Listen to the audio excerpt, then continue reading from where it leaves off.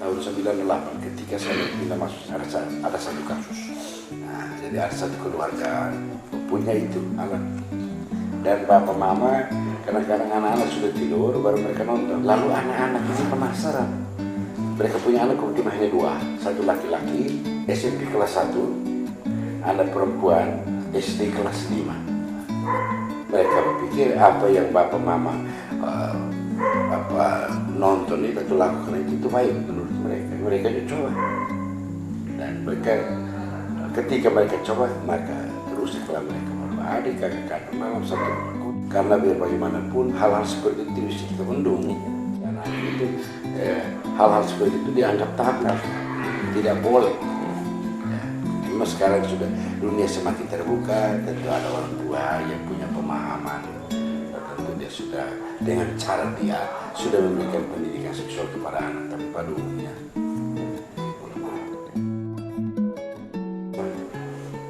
yang sekarang kita berusaha supaya kita coba mempersempit kesenjangan sosial antara keluarga, sekolah, dan perkembangan zaman ini ya. Karena pemahaman anak sebenarnya belum, tetapi katakanlah gambar-gambar porno, dia sebenarnya belum memahami baik buruknya, tapi karena dia sudah melihat itu akhirnya dia mau coba.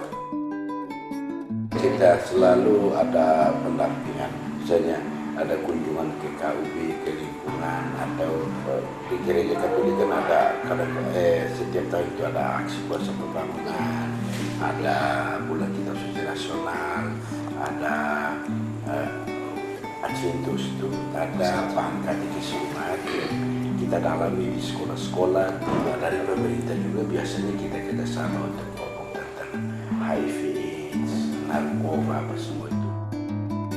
Kalau gereja Katolik itu tidak tepatnya menerima calon pasangan nikah di bawah umur. Kalau memang ada seperti itu, kita tunggu sampai dia mencapai usia perkawinan.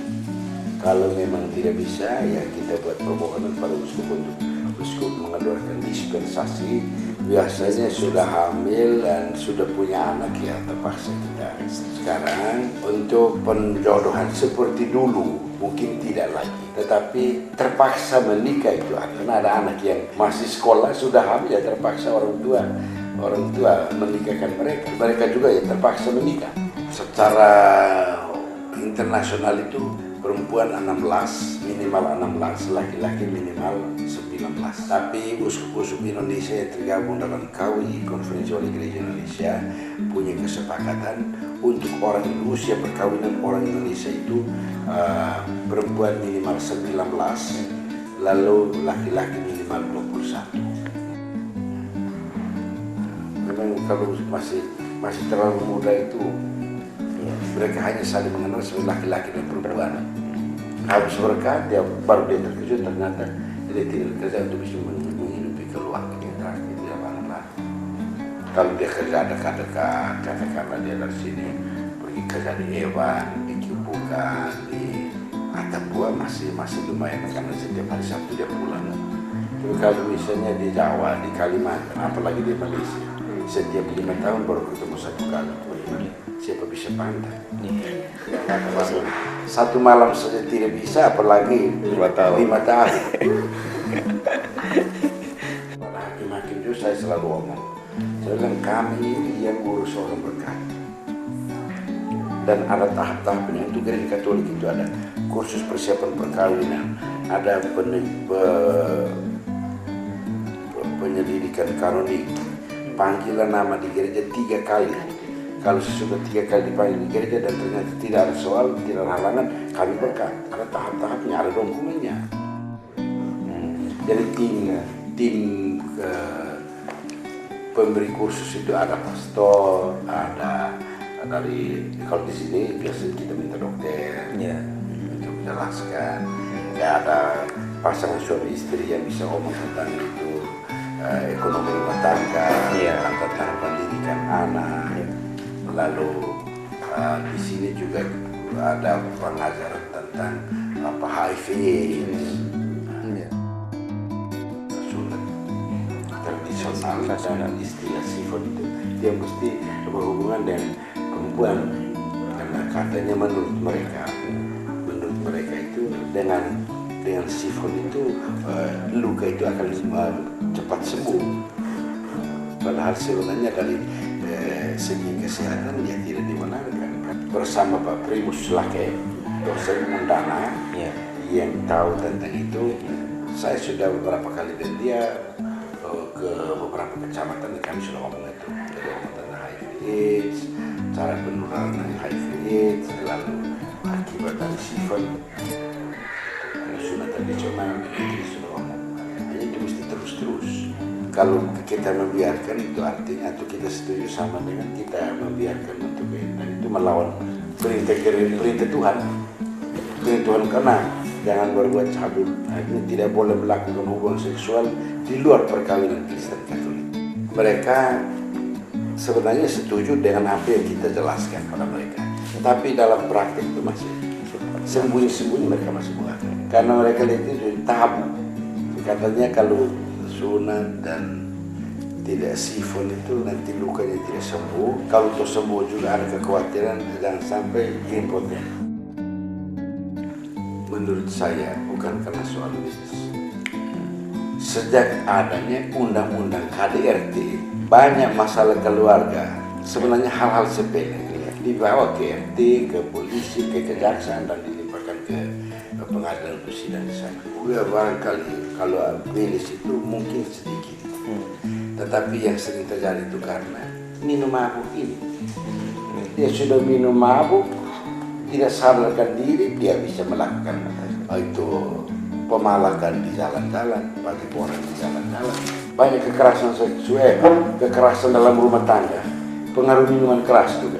Karena minuman keras, bahwa itu kadang-kadang dipakai untuk urusan adat, ya. Tetapi kalau minum itu konsumsi terlalu banyak sampai tidak sadarkan diri itu ya, saya tidak setuju. Lalu yang kedua juga akhir-akhir ini banyak kasus rumah tangga karena pada umumnya laki-laki tidak punya kerja. 1x24 jam itu di meja biliar. Lalu pada suatu ketika dia menikah karena tidak mampu menghidupi keluarga, dia bangun lari. Sejak saat itu rumah tangga rusak. Larinya kemana? Cari kerja di tempat lain, ke Jawa, ke Kalimantan, bahkan ke Malaysia. Sebagai manusia normal, siapa bisa tahan? Dan kami sebagai pastor itu sudah ngomong berulang-ulang kali bahwa bisa saja Anda cerai di pengadilan, tapi gereja Katolik tidak mengakui perceraian. Karena perkawinan Kristen Katolik sekali seumur hidup. Dan karena itu dari pihak gereja itu tegas tidak boleh tinggal berjamaah. Awal tahun 2013 ada satu kasus pelecehan seksual terhadap anak di bawah umur, anak SMP kelas 2. Dia itu ya boleh dibilang disekap selama kurang lebih 10 hari. Tuan rumah itu laki-laki, orang dewasa. Siang itu dia tidak ada di rumah. Jadi pemuda-pemuda itu bergantian datang ke rumah itu dan ada yang memperkosa anak itu. Lalu kasus itu terungkap, sudah kita laporkan ke polisi. Polisi sudah periksa saksi juga pelaku, termasuk itu penampung, tapi sampai saat ini tidak ada. Ini pelaku sudah lari, lalu ada saksi yang menarik kembali kesaksiannya atau keterangannya. Kalau ada kasus atau masalah keluarga, maka datang, nanti saya selain bertemu dengan mereka berdua, juga saya hadirkan bapak mama saksi dan juga kedua keluarga, keluarga perempuan, keluarga laki-laki, kita ngomong bersama, kita carikan keluarga baik untuk selamat. Memang ada kasus yang diselesaikan di pengadilan dan putusan cerai, tapi saya selalu mengatakan Anda boleh cerai di sana, tapi itu tidak mencerai, tidak mengaku perceraian. Jadi ada yang bercerai di sana dan kawin lagi, ya kawin kampus, jadi bisa berkawin lagi. Kekerasan dalam rumah tangga, kalau ada kasus itu, kadang-kadang sudah sampai polisi saya kali kembali, Pak polisi kembali dan saya urus mereka di gereja, saya berkat mereka bukan kami. Dan juga melalui bergereja, ada kunjungan-kunjungan pada kesempatan-kesempatan khusus saya selalu ngomong. Kamu selalu berkeluarga itu kalau ada masalah keluarga, masalah rumah tangga itu nanti kita selesaikan di gereja pastoral. Gereja Katolik punya kebijakan bisa ranjang, artinya suami tinggal sendiri, istri tinggal sendiri hanya untuk sementara waktu. Sementara itu perangkat pastoral atau pelayan-pelayan pastoral baik tertulis maupun terbaptis itu coba buat pendekatan untuk pada suatu ketika, terus pada suatu ketika bisa rujuk kemana. Itu usaha kita seperti itu. Ya, memang ada yang begitu terjadi kekerasan di rumah mereka langsung bawa ke polisi. Ya, sebenarnya kami sudah bentuk itu biro konsultasi keluarga. Hanya sampai saat ini belum berfungsi maksimal karena manusianya sudah ada, hanya secara resmi ya istilahnya pengukuhan mereka bisa ini belum. Ada dokter, ada yang sarjana hukum, ada.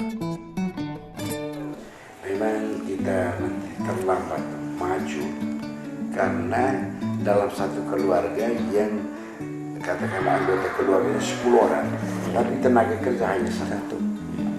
Satu tenaga kerja dia bekerja untuk kasih makan 10 perut atau 10 mulut. Itu tenaga kerja itu biar dia kerja keras bagaimanapun selalu nanti dia cukup. Satu untuk 10. Banyak anak yang masih sekolah sudah dipaksa kerja. Keluar sekolah disuruh jualan kue, itu saya setuju. Tetapi kalau anak yang masih sekolah tapi sudah jadi buruh bangunan, saya tidak setuju. Anak dipaksa untuk bekerja. Lalu yang kedua juga dinilai masih pemborosan masih tinggi. Kerjanya sedikit, hasil sedikit, tapi dihabiskan untuk pesta-pesta. Ada istilah kumpul keluarga untuk urusan pesta-pesta. Jadi kalau ada pesta, ada hajatan seperti itu, seluruh anggota keluarga diundang datang untuk kumpul uang, kumpul beras untuk pesta. Karena itu biasanya biar pesta besar dimanapun bisa dipersiapkan dengan baik dan sukses. Karena menjadi urusan keluarga besar. Anggota keluarga di Flores, di Jawa pun di Pasantulan. Kalau tidak terkirim punya uang sekian untuk kali pesta. Jadi ada istilah kumpul keluarga untuk pesta-pesta. Tapi belum ada kumpul keluarga, belum ada istilah kumpul keluarga untuk pendidikan. Karena saya selalu ngomong, karena dari sini ketinggalan di bidang pendidikan karena kita utamakan pesta dan mengabaikan pendidikan. Dari dinas kesehatan dan juga dari rumah selalu memberikan pemahaman kepada masyarakat khususnya ibu-ibu untuk selalu mendatangi balai pengobatan puskesmas atau rumah sakit periksakan kesehatan, tapi kembali pada kesadaran, para pemerintah sebenarnya sudah bangun puskesmas di mana ada polindes, ada puskesmas pembantu, ada puskesmas induk, ada rumah sakit. Tapi masih ada ibu yang mati karena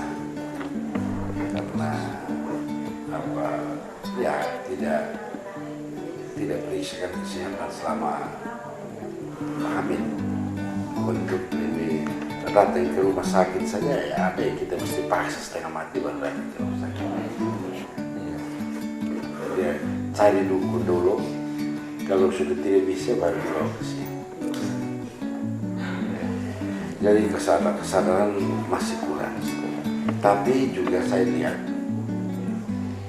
kadang-kadang juga ada petugas kesehatan, ada bidan yang ditugaskan ke desa-desa, tapi tinggalnya di Kiev.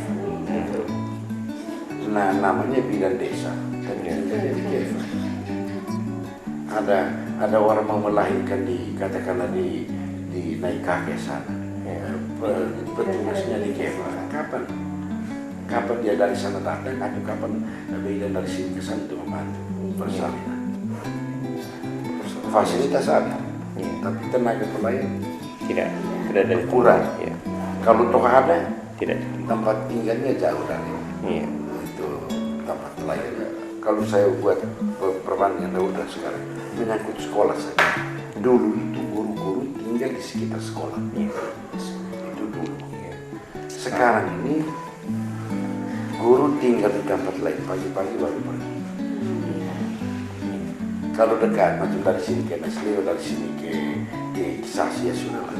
Tapi kalau jauh, macam dari sini ke Nekake, dari sini ke Puno, ke Lurah, kapan dia sampai di sana? Dan pagi kali mereka tidak pergi. Jauh kalau pelayanan seperti itu, fasilitas tersedia, perlengkapan ada, tapi tenaga. Jadi banyak hal yang tidak beres.